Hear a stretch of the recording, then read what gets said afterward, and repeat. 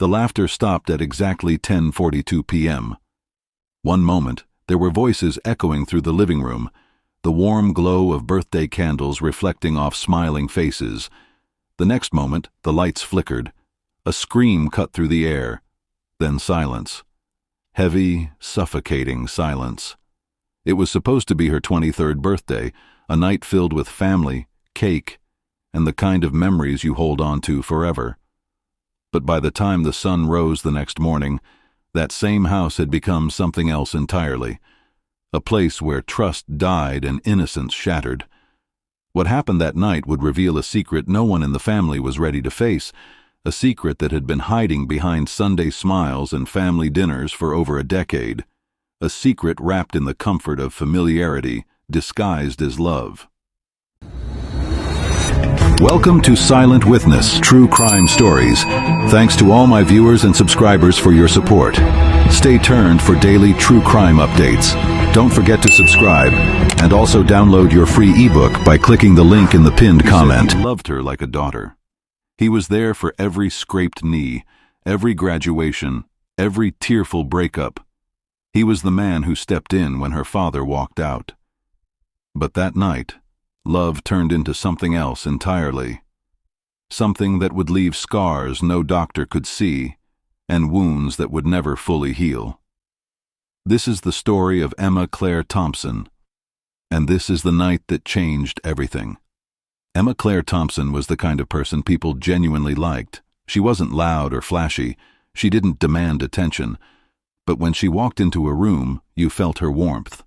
She had this quiet kindness, the type that made strangers feel safe and friends feel seen. At 23, she was working part-time at a local bookstore in Maple Ridge, Ohio, a small town where everyone knew everyone, where doors were left unlocked and neighbors waved from porches. It was the kind of place where people still believed in the goodness of others. Emma lived with her mother, Patricia, a nurse who worked double shifts at the county hospital just to keep the lights on. Patricia was strong, the kind of woman who didn't complain, who smiled through exhaustion, and somehow still found energy to ask Emma about her day. Emma's father had left when she was 7. No explanation, no goodbye, just an empty chair at the dinner table and a silence that never quite went away. But Patricia made sure Emma never felt that absence too deeply, and when Patricia couldn't fill that gap, there was someone else who did. His name was David Mitchell, Patricia's younger brother, Emma's uncle, the man everyone in Maple Ridge respected. David was a fixture in their lives. He owned a small insurance agency downtown, the kind of business that had been around for 30 years, built on handshakes and trust. He was charming, dependable, the guy who showed up when you needed help moving furniture or fixing a leaky faucet. He never missed a birthday, never forgot a holiday, and when Emma's father left, David stepped in without hesitation. He became her protector, her mentor, the father figure she never asked for, but desperately needed. Everyone has that one family member they trust without question. For Emma, that was David. But there were moments, small, uncomfortable moments, that only made sense years later. David was always there. At Emma's middle school science fair, clapping louder than anyone else. At her high school graduation, standing in the front row with tears in his eyes. When she got her driver's license, he was the one who took her out for her first real drive, laughing as she jerked the car forward in the grocery store parking lot. He never missed a single milestone, and the family adored him for it. Patricia would say things like, "I don't know what we'd do without you, David," and he'd smile that easy smile and say, "Family takes care of family." It was a mantra he repeated often, family takes care of family. When Emma turned 21, David offered her a part-time job at his office. She was hesitant at first, didn't want to feel like a charity case, but he insisted. He said she was smart, responsible, that he needed someone he could trust. So she took the job.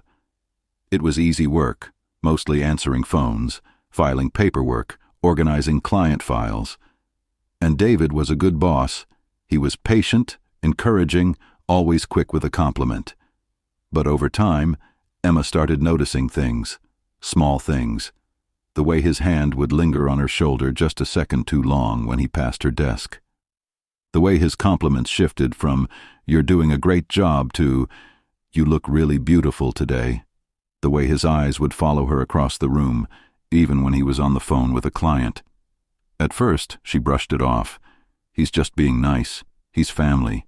He'd never cross a line. But the feeling didn't go away. It sat in her stomach like a stone, heavy and cold. Her best friend Jenna noticed it too. One afternoon they were sitting at a coffee shop downtown, and Jenna said it casually, almost like a joke. "Your uncle looks at you funny sometimes." Emma laughed it off. "What do you mean?" Jenna shrugged. "I don't know, just like the way he watches you. It's kind of intense." Emma felt her chest tighten, but she forced a smile. "You're reading into it. He's just protective." Jenna didn't push, but Emma could see the concern in her eyes. And that concern planted a seed, a tiny voice in the back of Emma's mind that whispered, "What if?" But she silenced it, because acknowledging it meant admitting something she wasn't ready to face. What Emma didn't know was that David's kindness came with a plan, one he'd been perfecting for years. The week before Emma's 23rd birthday, Patricia decided to throw her a small party. Nothing extravagant, just family and a few close friends, cake and music in the living room. Emma wasn't big on celebrations, but Patricia insisted. "You only turned 23 once, sweetheart. Let me do this for you." Emma agreed, mostly because she knew it would make her mother happy. David, of course, offered to help. He always did. He said he'd bring the cake, help with decorations, make sure everything was perfect. Patricia was grateful. She was working a double shift the day before the party and wouldn't have time to do it all herself. So David showed up early that Saturday morning with boxes of streamers, balloons, and a smile that seemed just a little too eager. Emma was upstairs getting ready when she heard his voice downstairs, laughing with her mother. She came down to find him in the kitchen, tying balloons to the backs of chairs. "There's the birthday girl," he said, turning to face her. His eyes swept over her, lingering just a beat too long. "You look great, Emma. Really great." She felt that familiar discomfort settle in her chest, but she forced a smile. "Thanks, Uncle David." He stepped closer, pulling her into a hug. It was tight, too tight, and it lasted a second longer than it should have. When he pulled away, his hands stayed on her arms, his thumbs brushing against her skin. "I can't believe you're 23 already. Feels like just yesterday you were this little girl running around the backyard." Emma stepped back, subtly putting distance between them. "Yeah, time flies." Patricia called from the other room, asking for help with the decorations, and Emma used it as an excuse to leave. But as she walked away, she felt his eyes on her back, heavy and unrelenting. Later that night, as Emma lay in bed scrolling through her phone, a text came through. It was from David. "Can't wait to see you this weekend. Going to be a great night." She stared at the message, her stomach twisting. There was nothing overtly wrong with it, nothing she could point to and say, "This is inappropriate." But something about it felt off. She didn't respond. The next day, Jenna came over to help Emma pick out an outfit for the party. They were sitting on Emma's bed, laughing about something silly, when Jenna went quiet. "What?" Emma asked. Jenna hesitated, then said, "I don't want to freak you out, but your uncle. Does he ever make you uncomfortable?" Emma's heart skipped. "Why would you ask that?" Jenna shrugged, looking uncomfortable herself. "I don't know, it's just the way he looks at you sometimes. It's not normal." Emma felt her throat tighten. She wanted to defend him, to say Jenna was wrong, but the words wouldn't come. Because deep down, she knew Jenna was right. She wanted to believe love made people better, not dangerous. But what happened after the candles went out would prove her wrong. The party started at 7. Emma spent the afternoon getting ready, trying on 3 different outfits before settling on a simple blue dress her mother had bought her for Christmas. She did her makeup carefully, trying to focus on the excitement she should be feeling instead of the knot of anxiety that had been growing in her chest all week. By the time the guests started arriving, she'd almost convinced herself everything was fine. The living room filled quickly. Jenna was there, along with a few other friends from high school. Patricia's co-workers stopped by, bringing cards and small gifts. And of course, David was there. He arrived exactly on time, carrying a large bakery box with a smile that seemed to light up the entire room. "Happy birthday, Emma," he said, setting the cake down on the dining table. It was beautiful, white frosting with delicate blue flowers and her name written in elegant script. Emma smiled, genuinely touched. "Thank you, Uncle David. It's perfect." He pulled her into another hug, and this time she felt his hand slide down her back, just a little too low. She stiffened, but he pulled away before she could react. The party was everything Patricia had hoped for.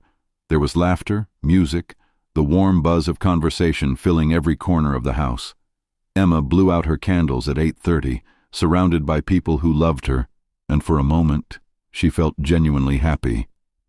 David stood at the edge of the group, watching her with an expression she couldn't quite read. At 10, he raised his glass and proposed a toast. "To Emma," he said, his voice carrying over the chatter. "To new beginnings, new chapters, and a life full of everything you deserve." Everyone cheered and clinked glasses. Emma smiled, but something about his words made her uneasy. By 11, most of the guests had left. Jenna hugged Emma goodbye, whispering, "Call me if you need anything." And Emma nodded, not fully understanding why Jenna looked so concerned. Patricia was exhausted. She'd been on her feet all day, and Emma could see the fatigue in her eyes. "Go to bed, Mom," Emma said gently. "I'll clean up." Patricia hesitated, then nodded. "You sure?" "I'm sure." Patricia kissed her forehead and headed upstairs, leaving Emma alone in the living room. Or so she thought. David appeared in the doorway, holding a trash bag. "I'll help you clean up," he said.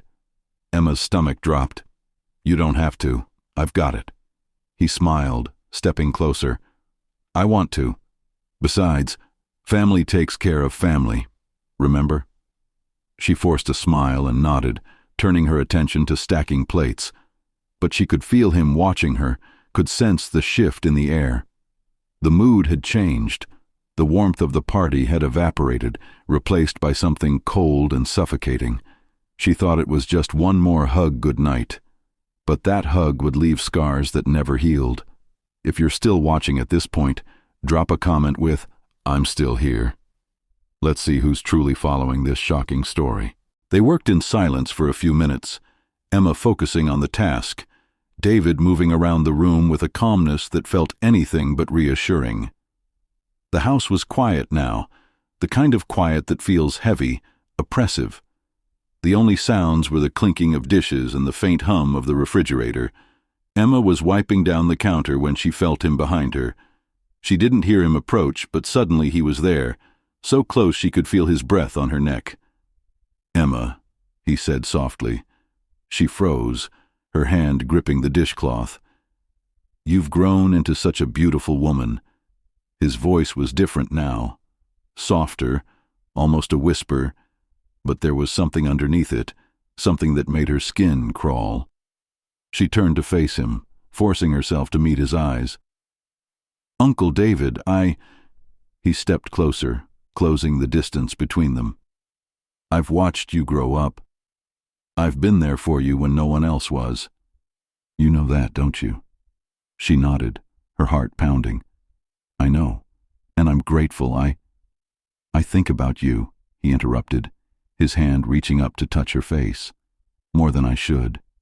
Emma's breath caught. She wanted to move, to step back, to scream, but her body wouldn't respond. She was frozen, trapped between the counter and the man she'd trusted her entire life. "Uncle David, please." "Shh," he whispered, his thumb brushing against her cheek. "It's okay. I'm not going to hurt you. I love you." But this wasn't love. Emma knew that. Every instinct in her body was screaming at her to run, but she couldn't move. And then his other hand was on her waist, pulling her closer, and she felt the world tilt. In a house full of family photos and birthday balloons, the unthinkable happened. A line was crossed that could never be uncrossed. And in that moment, everything Emma believed about family, love, and safety shattered. She didn't scream. She couldn't. Her voice was trapped in her throat, suffocated by shock and fear. She froze, her mind disconnecting from her body, retreating to some safe corner where none of this was happening. When it was over, David stepped back, adjusting his shirt, his expression calm, almost indifferent. "You're okay," he said, as if he were reassuring a child after a scraped knee. "It's okay." But Emma wasn't okay. She stood there, trembling, her mind struggling to process what had just happened. David leaned in, his lips close to her ear. "No one would believe you," he whispered. "I'm family. I'm the one who's been there for you. If you say anything, it'll destroy your mother. It'll destroy everything." And then he was gone, walking out the front door like nothing had happened, like he hadn't just torn apart the foundation of her entire world. Emma stood in the kitchen, alone, the sound of her own heartbeat deafening in the silence. The next morning someone noticed something, and that small detail would open a door David never wanted opened.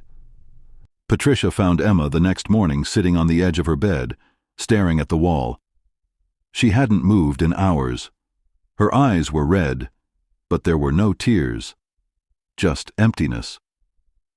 "Emma, honey, are you okay?" Patricia asked, sitting down beside her. Emma didn't respond. She couldn't form the words. "How do you tell your mother that the man she trusts more than anyone just destroyed you? How do you say it out loud and make it real?" "Emma, you're scaring me. What's wrong?" Patricia's voice was rising, panic creeping in. Emma finally looked at her mother, and in that moment, Patricia saw something that made her blood run cold. Something was broken in her daughter's eyes. "Did something happen last night?" Patricia asked, her voice barely above a whisper. Emma opened her mouth, but nothing came out. She shook her head, tears finally spilling over. "No," she whispered, "nothing happened." But Patricia knew. Mothers always know. Over the next few days, Emma withdrew completely.